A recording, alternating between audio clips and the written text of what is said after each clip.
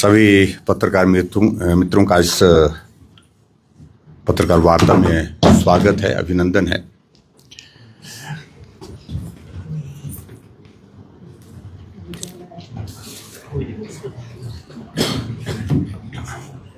मित्रों, मुझसे पहले जिला के हमारे सम्मानीय अध्यक्ष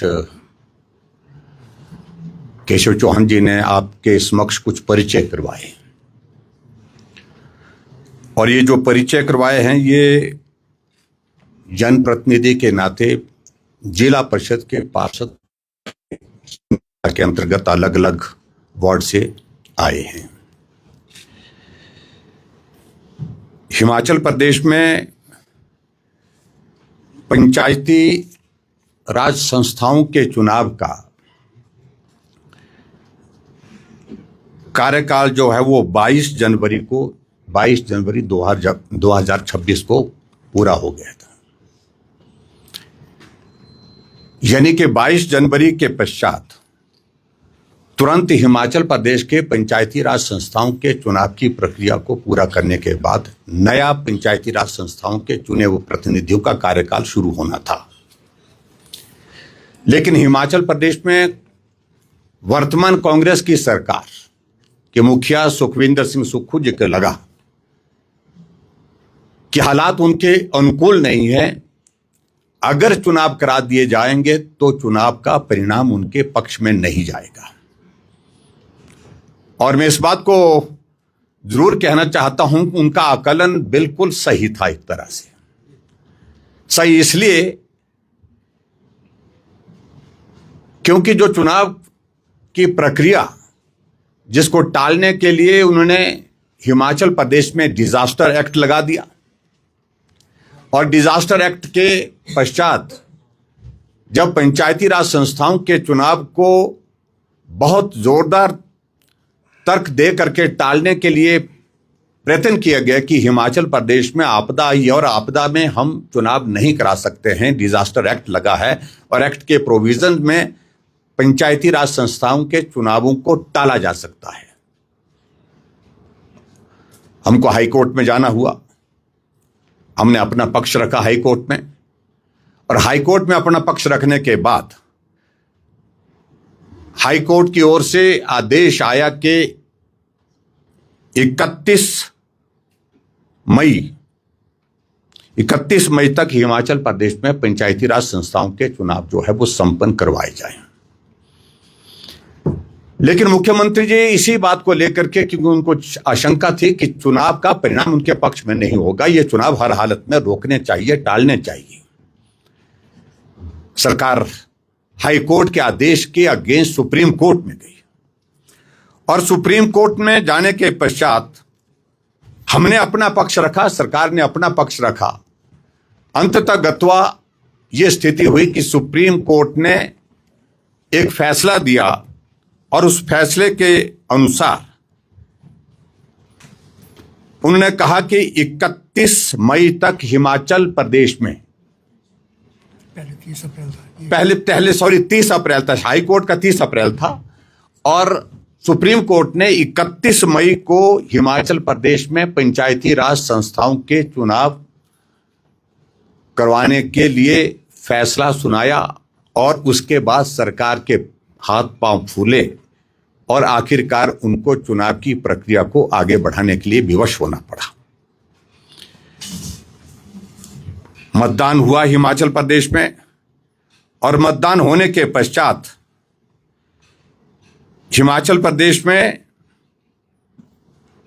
वोटों की जो गिनती है वो गिनती संपन्न हो गई, और गिनती संपन्न हुई 31 तारीख को, 31 मई को। 31 मई के पश्चात आज हिमाचल प्रदेश में पंचायती राज संस्थाओं के चुनाव हुए, परिणाम घोषित होने के बाद जो है वो 2 महीने लगभग 10 दिन का समय पूरा हो गया। और जो पंचायत के प्रावधान है जो एक्ट के मुताबिक, उसमें भी परिवर्तन कर दिया। और उसमें जो परिवर्तन कर दिया रूल्स में, प्रोविजन जो है उसमें बदल करके जो 7 डेज के अंदर जो है वो चुनाव की प्रक्रिया जो है वो ओथ के बाद जो है वो पूरी करनी थी, उसको ओमिट कर दिया, उसको समाप्त कर दिया रूल्स में फैसला लेकर के, और उसको अनिश्चित काल के लिए कर दिया। और ऐसी परिस्थिति में हिमाचल प्रदेश में जब चुनाव के परिणाम आए, चाहे वो पंचायती राज संस्थाओं के चुनाव के परिणाम आए, चाहे वो नगर निगम के, नगर परिषद के, नगर पंचायत के और ब्लॉक समिति के, मैं इस बात को मैं जरूर कहना चाहता हूं कि हिमाचल प्रदेश में अगर परिणामों की अगर हम बात करें, जिक्र करें, 12 जिले हिमाचल प्रदेश में हैं। 12 जिलों में से 10 जिलों में जिला परिषद के चेयरमैन, वाइस चेयरमैन के चुनाव की प्रक्रिया संपूर्ण हो गई है। 10 जिलों में से 9 जिलों में हिमाचल प्रदेश में कांग्रेस अपना चेयरमैन और वाइस चेयरमैन के लिए कैंडिडेट भी खड़े नहीं कर पाए, यानी कि निर्विरोध 9 जगह भारतीय जनता पार्टी के जिला परिषद के चेयरमैन और वाइस चेयरमैन चुन करके आए। मैं इसलिए बोल रहा हूं कि मुख्यमंत्री जी को जो आशंका थी वो आशंका सही साबित हुई कि चुनाव का परिणाम कांग्रेस को उखाड़ फेंकने के लिए हिमाचल प्रदेश में आएगा, और 70% पंचायतों के चुने हुए प्रधान भारतीय जनता पार्टी समर्थित लोग चुन करके आए। ब्लॉक समिति में मेजॉरिटी भाजपा की, नगर परिषद, नगर पंचायत में भाजपा आगे, और उसके बाद मुख्यमंत्री जी कहते हैं कि हिमाचल प्रदेश में पंचायत के चुनाव जो है पार्टी के सिंबल पर नहीं होते। लेकिन नगर निगम के हिमाचल प्रदेश में 4 जगह जो चुनाव हुए, जिसमें धर्मशाला में, पालमपुर में, मंडी और सोलन में, जहां पार्टी के सिंबल पर चुनाव हुए, उसका भी परिणाम आया। और उसका परिणाम आया तो हिमाचल प्रदेश में 4 में से 3 जगह भारतीय जनता पार्टी के मेयर और डिप्टी मेयर चुन करके आए। यहां भी मुख्यमंत्री का आकलन सही साबित हुआ, जो डर था उनको वो साबित हुआ कि कांग्रेस को उखाड़ फेंकने के लिए लोगों ने मन बनाया है, और वो जाहिर हुआ। अब मित्रों, मैं इस बात को लेकर के आपके सामने आज जो बात करने के लिए आया हूं विशेष तौर से,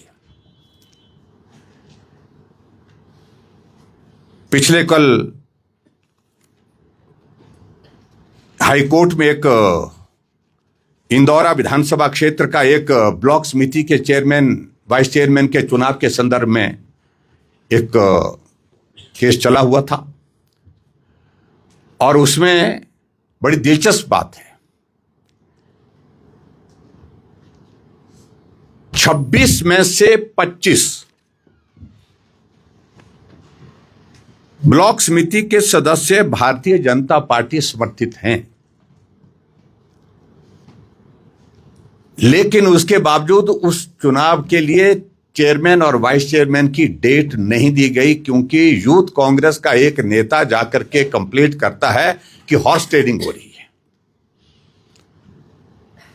मामला हाईकोर्ट में गया, और हाईकोर्ट ने पिछले कल आदेश दिया है कि किसी भी अधिकारी को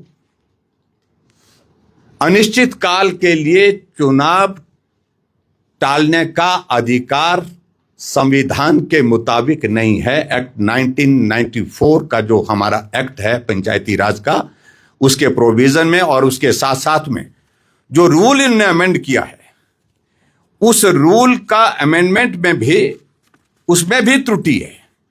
मैं वो सारी चीजों में डिटेल में जाना नहीं चाह रहा हूं। अगर मैं उसका जिक्र करूं, जो रूल 85(1)(a) में जो पहले विद्यमान जो था, जो उसमें यह था कि as soon as possible but not later than 7 days, ये शब्द थे उसमें, को जो है वो 18/4/2026 को एक अधिसूचना के माध्यम से इस प्रोविजन को ओमिट कर दिया गया। लेकिन न्यायालय ने स्पष्ट कर दिया कि इसके मूल अधिनियम की धारा 79 में कोई भी संशोधन नहीं हुआ है अभी तक। अतः चुनाव को अनिश्चित काल तक टालने का कोई अधिकार प्रशासन को, किसी अधिकारी को नहीं है। ये पिछले कल हाईकोर्ट की एक जजमेंट, उस जजमेंट के आधार पर जो है वो उन्हें हाईकोर्ट ने दिया है। और आप कल्पना करिए, आज मेरी वहां पर इंदौरा में बात भी हुई इस बारे में, एक एक बीडीसी के मेंबर को पुलिस थाने में घंटों घंटों बुला करके उनसे पूछताछ की गई। 26 में से 25 भारतीय जनता पार्टी के समर्थित, एक आया वो कांग्रेस का, लेकिन उसके बावजूद चेयरमैन वाइस चेयरमैन के चुनाव को स्थगित करने के लिए इस प्रकार से कंप्लेंट करके एक प्रयत्न किया, एक प्रयास किया है, जो मैं समझता हूं कि बहुत ही दुर्भाग्यपूर्ण है। आज अगर मैं आप सबके बीच में यहां पर बात करने के लिए आए हूं प्रमुख रूप से, अभी हमारे जिला के सम्मानीय अध्यक्ष जी ने यहां पर हमारे शिमला जिला के चुने हुए जिला परिषद के पार्षदों का परिचय यहां आप सबके समक्ष करवाया। शिमला में जिला परिषद की टोटल सीट्स जो है वो 25 है। 25 में से 13 निर्वाचित जिला परिषद के पार्षद आपके सामने यहां पर आपके समक्ष बैठे हैं, और अभी तक 70 दिन चुनाव का परिणाम निकलने के बावजूद भी अभी तक भी जो फर्स्ट कोरम में, क्योंकि कोरम के लिए जो 2/3 मेजॉरिटी चाहिए थी वो उपलब्ध ना कांग्रेस के पास थी ना हमारे पास थी, ऐसी सूरत में सेकंड कोरम की जो तारीख देनी थी वो तारीख अभी तक भी दी नहीं गई है। और ये परिस्थिति ऐसे है कि मैं पिछले 3 दिन से लगातार डिप्टी कमिश्नर शिमला के साथ बात करने का प्रयत्न कर रहा हूं, लेकिन 3 दिन से महोदय जी को अभी तक फोन सुनने का अवसर मिला ही नहीं, समय ही नहीं मिला है। यानी कि ऐसी स्थिति हिमाचल प्रदेश में बन गई कुछ जिला में कि वो डिप्टी कमिश्नर नहीं, वो डीसीसी के प्रेसिडेंट बन गए। कांग्रेस पार्टी के का कार्यालय बन गया डिप्टी कमिश्नर का ऑफिस। मैंने ये बात आज से पहले जो है, जब कांगड़ा के चुनाव को टालने का प्रयत्न किया गया, आखिरकार वो चुनाव हो गया, वहां भी निर्विरोध चुनाव हुआ, तारीख नहीं दी जा रही थी। और आज मैं शिमला के संदर्भ में इस बात को कह रहा हूं कि डीसी का ऑफिस कांग्रेस पार्टी का कार्यालय बन गया। ये बहुत ही दुर्भाग्यपूर्ण है। 25 में से 13 पार्षद हमारे पास हैं। 25 में से 13 पार्षद हमारे पास होने के साथ साथ में 2 पार्षदों का हमारे साथ संपर्क है, लेकिन उसके बावजूद भी कांग्रेस पार्टी के मुख्यमंत्री सुखविंदर सिंह सुक्खू जी, जो मैंने कहा कि वो जो जमीन का, जो लोकतंत्र का जो संदेश को, उसको कुचलने के लिए, उसको दबाने के लिए, उसको दफनाने के लिए जिस प्रकार से अपनी सत्ता का इस्तेमाल कर रहे हैं, आज से पहले हिमाचल के इतिहास में किसी मुख्यमंत्री ने नहीं किया। यह बहुत दुर्भाग्यपूर्ण परिस्थिति है। और ऐसी परिस्थिति में जिस प्रकार से इंदौरा की ब्लॉक समिति के संदर्भ में माननीय उच्च न्यायालय ने अपना आदेश दिया है, और शायद अब तारीख भी तय कर दी, अब चुनाव करवाना पड़ रहा है। हमने भी फैसला किया है, पहले तो आपके समक्ष हमने सभी जो माननीय पार्षद हमारे चुन करके आए हैं, जीत करके आए हैं, उनको हम बधाई भी देते हैं, और वो आपके समक्ष यहां पर उपस्थित भी हैं, व्यक्तिगत रूप से उपस्थित हैं। और उसके साथ साथ में अगर आने वाले समय में 2 दिन के अंदर डेट तय नहीं की डिप्टी कमिश्नर शिमला ने जिला परिषद के चुनाव की, तो हम सोमवार को सभी जो हमारे पार्षद हैं इनकी ओर से माननीय उच्च न्यायालय में अपना पक्ष रखने के लिए जाएंगे। अगर उसके बावजूद भी, उसमें भी अगर मुझे लगता है कि निश्चित रूप से उसमें कोई रास्ता नहीं सरकार के पास होगा, लेकिन अगर परिस्थिति ऐसी रही तो हम सब लोग धरने पर बैठने के लिए आने वाले समय में योजना बनाएंगे, डीसी के यहां पर धरने पर बैठेंगे, और तब उठेंगे जब वो तारीख तय करेंगे। और उसके लिए अगर कोई जिम्मेवार होगा कानून व्यवस्था की दृष्टि से हम जिम्मेवार नहीं होंगे। जिम्मेवार अगर होगा तो मुख्यमंत्री होंगे और यहाँ के जो है वो जो अधिकारी हैं। मैं इस बात को पहले भी कह चुका हूं मित्रों आप सबके सामने कि कुछ अधिकारी सीमाएं लांघ चुके हैं और बार बार इस बात का मैं जिक्र कर रहा हूं। जिस प्रकार से हिमाचल प्रदेश में एक कड़ी जो है भारतीय जनता पार्टी के चुने हुए प्रतिनिधियों के खिलाफ या पूर्व में चुने हुए प्रतिनिधियों के खिलाफ पूर्व विधायक पार्टी के वरिष्ठ नेताओं के खिलाफ मामले दर्ज करने के लिए एक शुरुआत की गई है, वो कड़ी अभी तक नहीं रुक रही है। पिछले कल और भी एक मामला दर्ज एक विधायक के खिलाफ, पूर्व विधायक के खिलाफ किया है। अब हमको जानकारी मिली है कुछ और लोगों के भी खिलाफ मामले दर्ज करने की दिशा में आगे चल रही है। हिमाचल इस प्रकार का दृश्य राजनीतिक प्रतिशोध की भावना के साथ काम करने का पहली बार विटनेस कर रहा है, पहली बार देख रहा है, जिसकी मैं कड़े शब्दों में निंदा करता हूं। और अब हमने तय कर दिया है कि जितने मामले दर्ज करने हैं आप दर्ज करिए, लेकिन उसके बावजूद भारतीय जनता पार्टी जो है खुल करके जो है डट करके मैदान में सामना करेगी। और निश्चित रूप से आने वाले समय में जो जिस प्रकार के एक वातावरण पूरे हिमाचल प्रदेश में कांग्रेस को उखाड़ फेंकने का पंचायती राज संस्थाओं और शहरी निकायों के चुनाव के माध्यम से आया है, ये और मजबूती के साथ आगे बढ़ेगा और अब रुकने वाला नहीं। एक और बात मित्रों, मुझे इस बात को लेकर के खेद है कि चंबा में तीसा के पास आज एक बस की दुर्घटना हुई है। जो अभी तक सूचना मिली है, प्राइवेट बस की ये दुर्घटना हुई है, उसमें 11 लोग घायल हैं और 7 लोगों की दुखद मृत्यु उसमें हुई। मैं उसमें उन परिवार के प्रति अपनी संवेदनाएं व्यक्त करता हूं और सरकार से इस बात के लिए आग्रह करता हूं कि जो घायल है उनके उपचार के लिए जल्दी से जल्दी उपचार की अच्छी व्यवस्था की जाए। इतनी बात कहते हुए मैं अपनी बात को पूरी करता हूं। धन्यवाद। Thank you very much.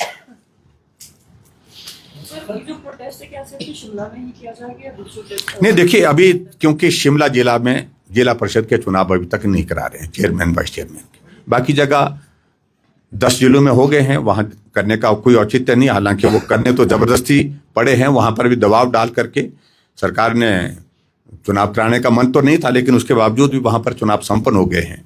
तो 11वां जिला जो स्टेट की कैपिटल है, जो हिमाचल प्रदेश की राजधानी है, उस जिले के चुनाव इसलिए नहीं कराए जा रहे हैं क्योंकि उनके पास बहुमत नहीं है। सर, पहली जो बैठक जिला परिषद की उसमें सारे हैं, क्या सारे नहीं थे? उनकी संख्या 2/3 तो नहीं, पूरी संख्या थी। मेरे 2/3 के लिए 18 चाहिए। 18 चाहिए थी उसमें 2/3 के लिए। पहले घोषणा कर दी थी कि नहीं आएंगे, वो नहीं आएंगे, उनने पहले ऐलान कर दिया था और उसके बाद तो हमने कहा कि वो नहीं आ रहे तो हम भी नहीं आ रहे।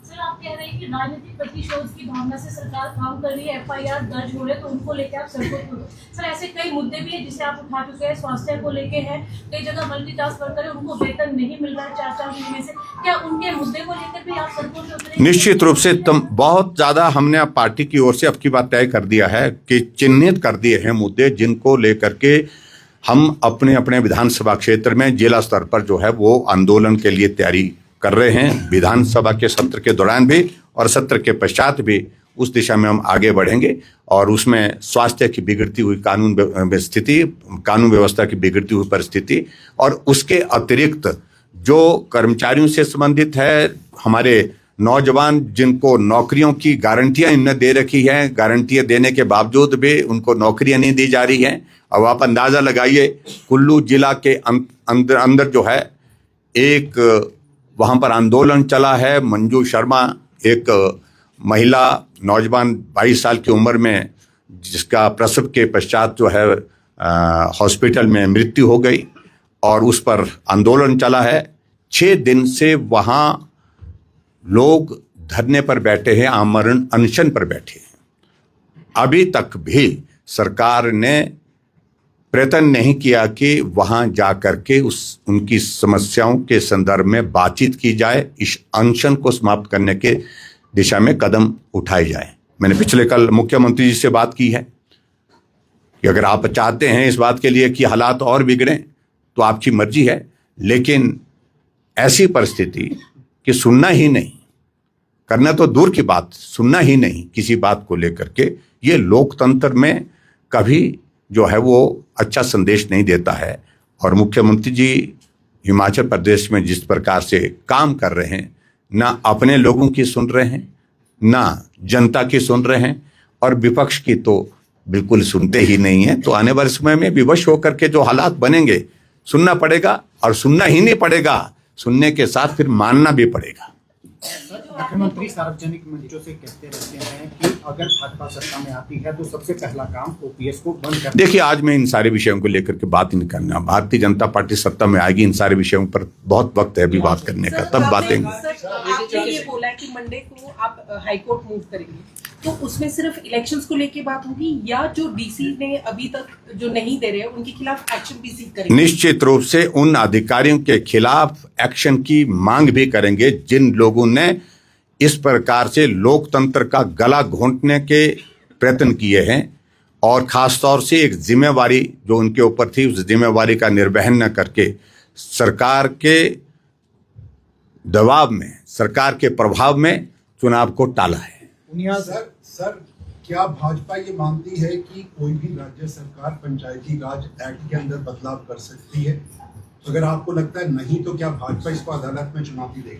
नहीं, निश्चित रूप से इसको चुनौती देंगे हम, लेकिन जो हमारा जो संविधान के अंतर्गत जो हमारा एक्ट जो है वो 1994 का एक्ट है, उसमें बहुत सारी व्यवस्थाएं जो है वो सेंट्रल एक्ट है। उस एक्ट में जो प्रावधान है, उस प्रावधान के अंतर्गत पूरे देश के अंदर पंचायती राज संस्थाओं का संचालन होता है। पंचायती राज के चुने हुए प्रतिनिधियों के अधिकार जो हैं, उसके बाद शक्तियां हैं, उन सारी चीजों को डिफाइन किया हुआ है। लेकिन जिस प्रकार से लोकतांत्रिक व्यवस्था के बारे में कांग्रेस के लोग कहते हैं कि लोकतंत्र खतरे में, लोकतंत्र तो खतरे में ये है जिसके लिए हमको हाई कोर्ट, सुप्रीम कोर्ट तक लड़ाई लड़नी पड़ रही है।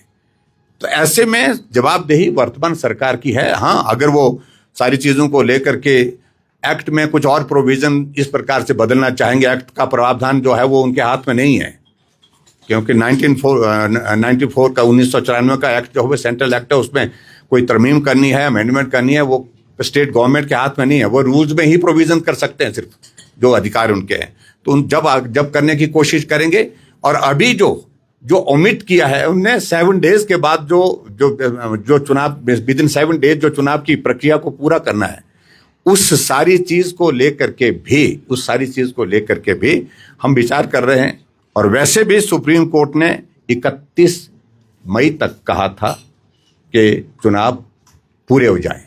होना तो ये चाहिए था, सिर्फ वोट की गिनती नहीं, chairman, vice chairman, mayor, deputy mayor, अध्यक्ष, उपाध्यक्ष, ब्लॉक समिति के सारे की सारी चुनाव की प्रक्रिया 31 मई तक संपन्न होनी चाहिए। ये एक वायलेशन है, ये सुप्रीम कोर्ट के आदेशों का भी उल्लंघन है। कंटेम्प्ट ऑफ कोर्ट भी अट्रैक्ट होता है इसमें। सर, भाजपा एक चार्जशीट बना रही है सरकार के खिलाफ, तो ये चार्जशीट कब तक जो है ये हम आपको तारीख बता करके ही करेंगे, जब भी करनी होगी। आपने कहा कि मुख्यमंत्री सुक्खू का एक आंकलन था, उनको लगता था कि पंचायती राज चुनावों में हार होगी, और वैसे ही हुआ। लेकिन उनका एक आंकलन ये भी है कि भाजपा सत्ता में आम चुनावों के अंदर नहीं आने वाली। आप सहमत होंगे?